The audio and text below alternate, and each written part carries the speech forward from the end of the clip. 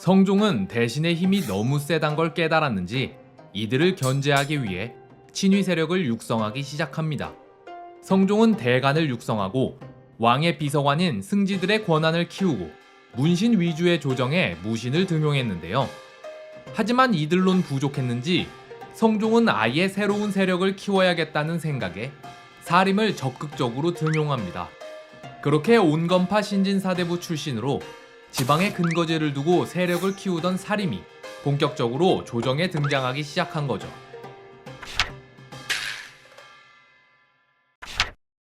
성종은 국정을 운영하는 능력이 매우 뛰어났습니다.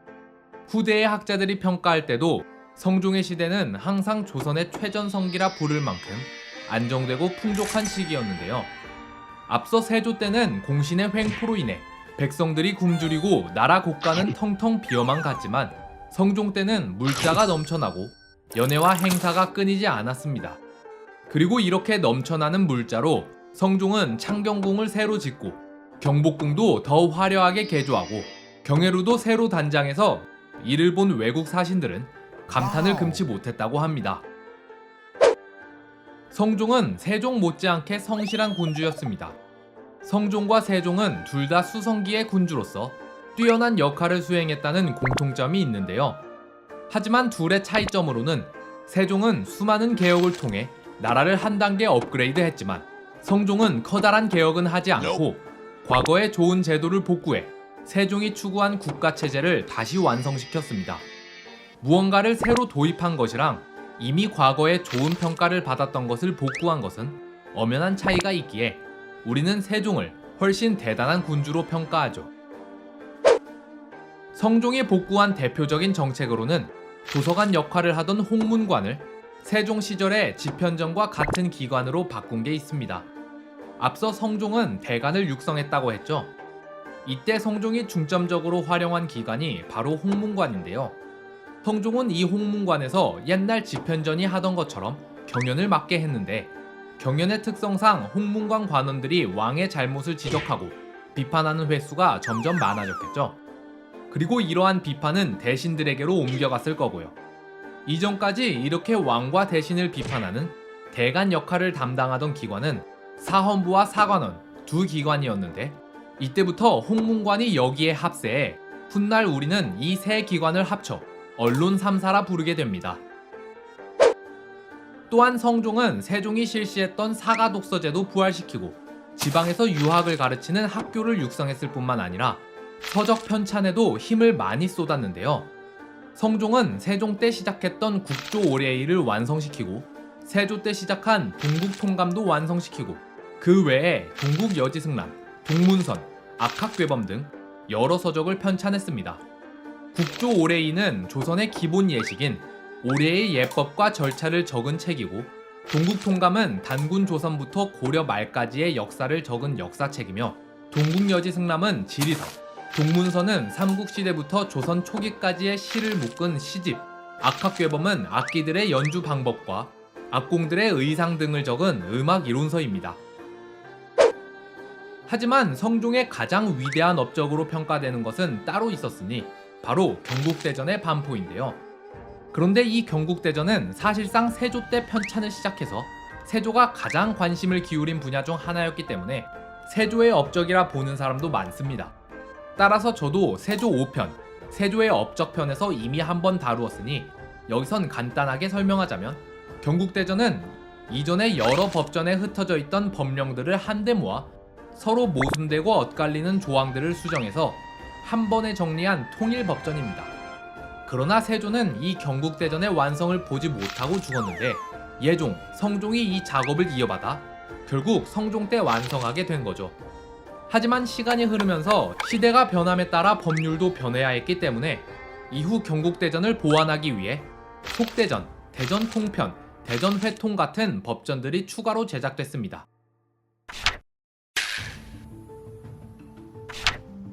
경국대전의 편찬은 조선의 기본 법전을 완성했단 것 이외에 다른 의미가 하나 더 있습니다. 바로 중앙집권적 양반 관료 체제가 완성되었다는 건데요. 양반은 조정을 움직이는 두 관료층인 문반과 무반, 두 반열을 뜻하는 말입니다. 하지만 양반 중에서도 문관이 무관보다 높은 대우를 받았는데요. 무관은 군사권을 쥘 수는 있었지만 국정을 운영하는 주요 관직에는 오를 수 없었으며 심지어 병조판서와 같이 군대의 총지휘권을 가진 자리에도 주로 문관이 임명됐죠. 그렇게 지배층으로 군림한 문관들은 자신들의 지위를 견고히 하기 위해 두 가지 작업을 하는데요. 첫 번째는 모든 권력을 중앙으로 모으는 중앙집권적 국가체제를 완성하는 것이고, 두 번째는 관료가 되는 필수 조건으로 도덕성을 내세우는 이름하여 문치주의를 실현하는 겁니다. 그리고 이러한 작업이 경국대전으로 명문화되었으니 성종 때 비로소 그들이 꿈꾸던 유교적 이상국가가 완성되었다 할 수 있는데요. 뒤이어 양반들은 이 경국대전을 근거 삼아 정치, 사회 곳곳에 유교 사상을 주입하려 했습니다. 그러다 보니 유교의 생활화를 중시하고 신분 차별을 강화하고 불교를 억압해 갔는데요. 그럼 구체적으로 이러한 작업들이 어떻게 이루어졌는지 한번 알아볼까요?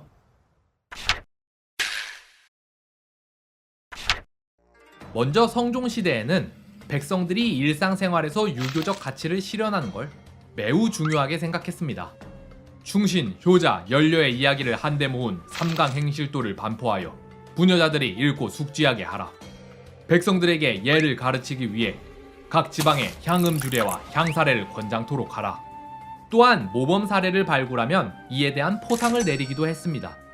경상도에 사는 최소아란 자가 있사온데 어미의 오랜 병이 낫지 않자 자기 손가락을 잘라 그 피를 약에 타서 먹이니 마침내 병이 나았다고 하옵니다. 그 효성이 지극하니 청컨대 최소아에게 벼슬을 내리소서. 그런데 이렇게 모범 사례가 발굴되면 당사자는 포상을 받게 되고 그 고을 수령은 평점이 올라가자 수령들은 억지로라도 이러한 사례를 만들려 하고 백성들은 비슷한 이야기를 꾸미려고 너도 나도 손가락을 자르는 등 남용하는 사례도 많았습니다.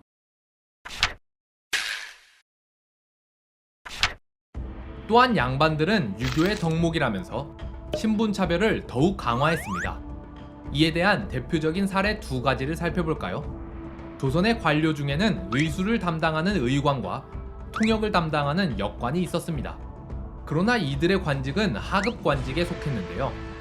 하지만 성종이 능력 있는 의관과 역관을 더 높은 관직으로 올려서 아예 무관, 문관 자리에도 앉히려 하자 대관들은 이를 비판하고 나섭니다. 산홍공상은 각각 자기 분수가 있습니다.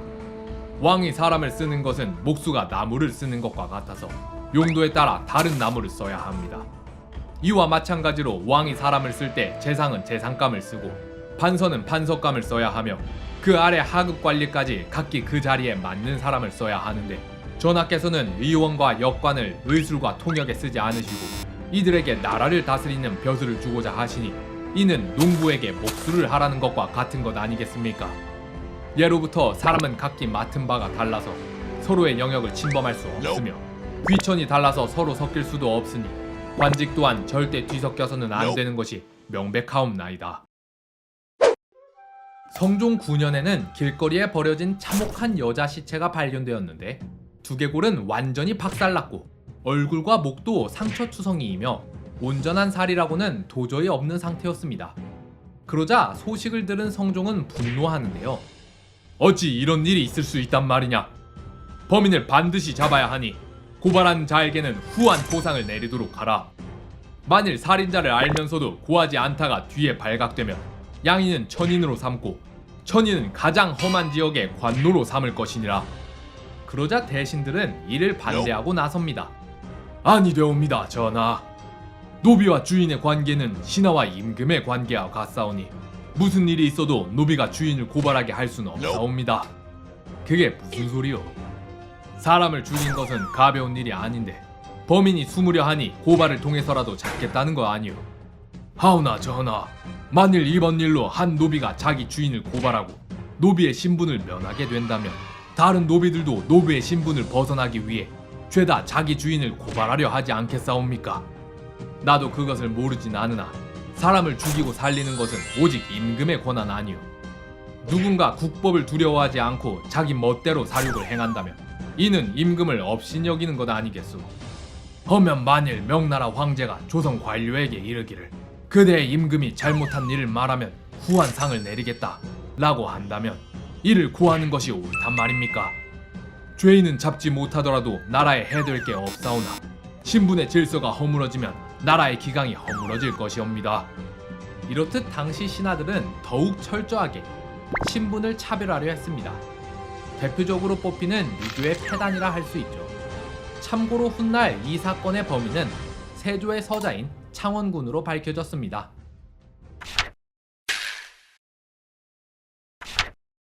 조선은 유교 국가였기에 쉼없이 나오는 주제가 하나 있는데 바로 불교 배척입니다. 조선 사회 깊숙이 뿌리내린 불교를 없애는 건 모든 유학자들의 꿈이자 사명이었는데요. 그런 이들에게 모범 유학군주인 성종이 왕위에 올라있는 지금은 불교를 완전히 제압할 절호의 기회였죠. 따라서 신하들은 성종이 친정을 시작하자마자 강력히 불교 폐지를 주장합니다. 하지만 성종은 처음엔 지지부진하게 나왔는데요. 나라의 법에 따르면 승려가 되기 위해선 국가에 돈을 내고 도첩을 받아야 하는데 법이 있어도 수령이 이를 엄하게 단속하지 않으니 도첩도 없이 승려가 되는 이들이 무수히 많아지고 있사옵니다. 일이 이 지경인데 이제 와서 단속을 강화해봤자 소용이 없을 테니 이제는 아예 승려가 되는 것을 막아버려야 합니다. 불교는 이미 오랜 기간 동안 백성의 삶에 뿌리 내렸는데 어찌 하루아침에 이를 모두 없앨 수 있단 말인가? 불교 척결은 천천히 진행해 나가야 소동이 일지 않을 것이다. 그렇게 성종은 천천히 불교를 폐지해 나가려 했으나 이때 갑자기 성종의 어머니 인수대비가 여기에 반대를 하고 나섰는데요. 그러자 불교 폐지를 둘러싼 신하들과 인수대비의 갈등이 점차 심화되고 성종은 사이에 끼어 이러지도 저러지도 못하면서 10여 년의 세월이 흐르게 됩니다. 하지만 아무리 인수대비가 반대할지라도 성종은 이미 철저한 유학자로 길러졌으며 또한 성종 시절에는 대강과 신하들의 권력이 너무 세져서 성종은 이들의 눈치를 많이 받기에 성종도 결국 신하들 쪽으로 마음이 기울게 되는데요. 그렇게 성종 23년 마침내 결심을 굳힌 성종은 도첩제를 폐지하고 아예 승려가 되는 법을 없애버리는 금승법을 통과시켜버립니다. 사족의 부녀가 중이 되는 것을 일체 금단하라.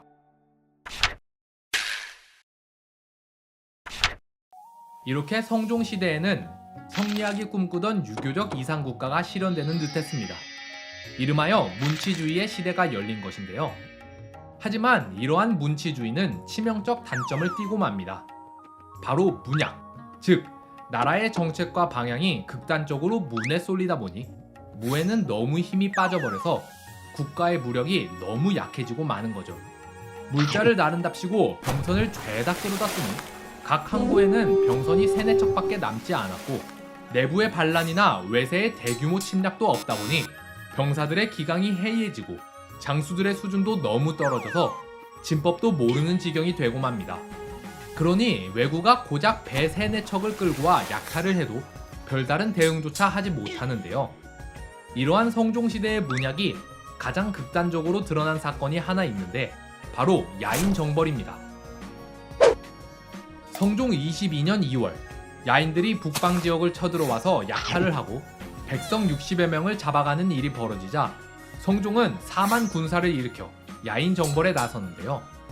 하지만 대간들이 이 정도 일에 너무 큰 군대를 일으킨다며 반대하자 일이 지체되면서 성종은 그해 10월이 되어서야 군사를 일으키게 됩니다.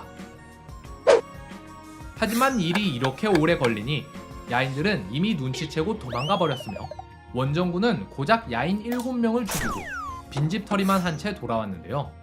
문제는 이들이 회군할 때쯤 되자 이미 한겨울이라 수많은 병사들이 동상에 걸렸고 하필 그 해엔 가뭄이 심했던지라 굶어 죽는 사람도 여럿 나왔습니다.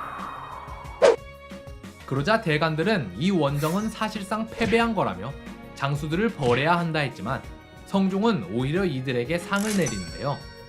이처럼 성종시대엔 그 시기 자체로만 놓고 봤을 땐 반란이나 대규모 침략도 없고 백성들은 건국 이후 가장 안정되고 행복한 삶을 살아갔지만 이때부터 조선왕조 특유의 문약이 점점 자라나고 있었습니다.